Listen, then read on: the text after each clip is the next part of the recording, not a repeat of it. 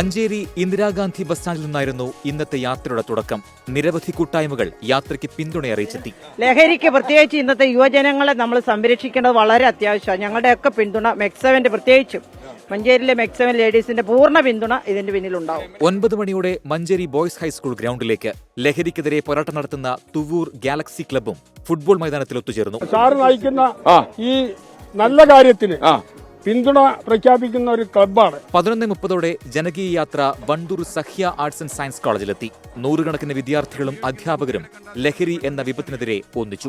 പ്രത്യക്ഷമായോ പരോക്ഷമായോ ലഹരി പ്രോത്സാഹിപ്പിക്കില്ല എന്ന് ഞാൻ പ്രതിജ്ഞ ചെയ്യുന്നു. ജനകീയ യാത്രയ്ക്ക് 24 ചെയർമാൻ ആലുങ്ങൽ മുഹമ്മദ് ആശംസ നേർന്നു. SKN40 ഇത്ര നന്നായിട്ട് വളരെ നന്നായിട്ട് കേരളത്തിലുടനീളം നടന്നുകൊണ്ടിരിക്കുകയാണ്. നിങ്ങൾ ഈ കാണിച്ച ഈ ധൈര്യം, മാഫിയ സംഘത്തോട് നേരിടാൻ കാണിച്ച ധൈര്യം ഞാനിവിടെ അനുമോദിക്കുകയാണ്. ഉച്ചയ്ക്ക് ശേഷം നിലമ്പൂർ മർത്തോമ കോളേജിൽ യാത്രയെത്തി. ലഹരിക്കെതിരെയുള്ള പോരാട്ടത്തിൽ അണിനിരക്കാൻ SKN വിദ്യാർത്ഥികളോട് ആഹ്വാനം ചെയ്തു. മാർത്തോമ കോളേജ് ലഹരിമുക്ത ക്യാമ്പസാക്കാൻ ഈ യാത്ര പ്രചോദനമായതായി മുഖ്യരക്ഷാധികാരി പറഞ്ഞു. അഭിപ്രായങ്ങളും നിലപാടുകളും ശക്തമാകുന്നതുകൊണ്ടും ഓരോ ഹൃദയങ്ങളിലേക്കും ഓരോ കാര്യങ്ങളെ സംവേദനം ചെയ്യുവാൻ താങ്കൾ എടുക്കുന്ന ശ്രമവും ദൈവം താങ്കൾക്ക് എന്ന കഴിവ്. അമ്മമാരുടെ കണ്ണീര് വീഴുകയാണ് ഈ മണ്ണിലിപ്പോ.